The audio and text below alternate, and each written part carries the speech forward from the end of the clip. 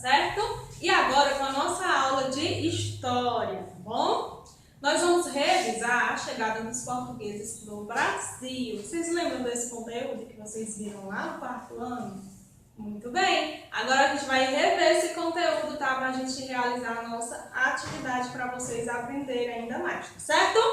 Observam aí a explicação. Navios, as naus e caravelas. Para contornar a África, era necessário se afastar da costa para evitar uma grande área de calmarias. Uma das versões mais conhecidas sobre a chegada dos portugueses ao Brasil em 1500 relata que Pedro Álvares Cabral acabou desviando-se demais da rota, ancorando no litoral da Bahia. Contudo, muitos historiadores acreditam que Cabral já sabia da existência de terras no oeste e foi encarregado pela coroa portuguesa de tomar posse do local.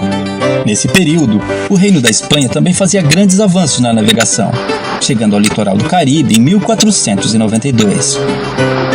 Essa disputa fez os dois reinos assinarem o Tratado de Tordesilhas, que dava aos portugueses a posse de toda a terra descoberta, uma área de 370 léguas a oeste da ilha de Cabo Verde, e aos espanhóis toda a terra além desse limite. Nos primeiros 30 anos, as expedições portuguesas ao novo território limitaram-se a reconhecimentos militares e à exploração do pau-brasil, cuja abundância foi responsável pela nomeação destas terras. Foi só em 1530 que a coroa portuguesa, sentindo-se ameaçada com as constantes expedições de reconhecimento de holandeses e franceses, começou seu sistema de colonização, fundando vilas e criando um sistema de capitanias hereditárias. Porém, esse sistema fracassou e foi instituído um governo centralizado, onde o governador-geral, escolhido pelo próprio rei, fundava vilas, combatia a pirataria e controlava a exploração econômica das terras. Os jesuítas foram grandes aliados dos colonos, fundando missões no interior para a catequização dos índios. Isso estimulou as entradas e bandeiras, expedições com o objetivo de encontrar ouro, prata, diamantes e escravos. Nesse processo, milhares de indígenas foram dizimados por não aceitar a dominação dos chamados bandeirantes. A predominância masculina nos primeiros anos de colonização deu início a um grande processo de miscigenação da população, com a formação de vários casais de portugueses e índias, cujos descendentes encontram-se hoje na árvore genealógica de muitas famílias brasileiras.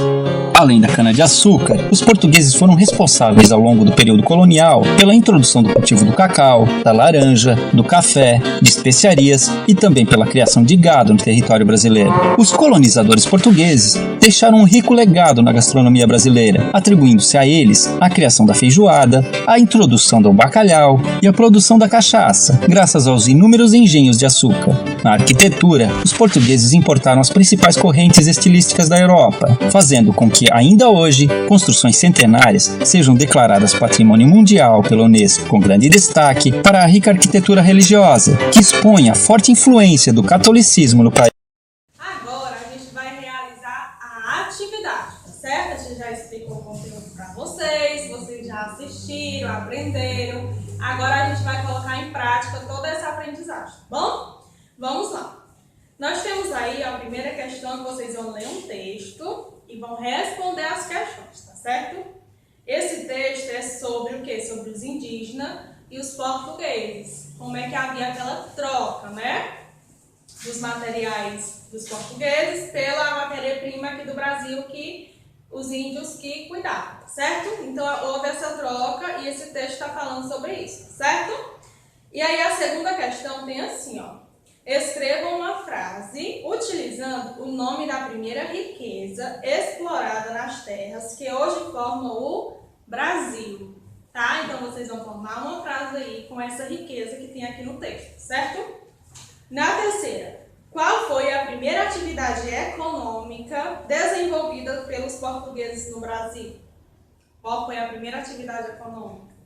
A quarta, por que no texto diz que os portugueses exploravam os índios? Por que os portugueses exploravam os índios? Né? Quinta, onde os portugueses não encontravam o pau-brasil? Onde é que não tinha o pau-brasil aqui no Brasil? Certo? Então vocês vão escrever aí nessa linhazinha abaixo, tá? Muito bem. Caprichem, tá, meus amores? E qualquer dúvida pode estar procurando a tia, tá? Beijos, tchau, tchau.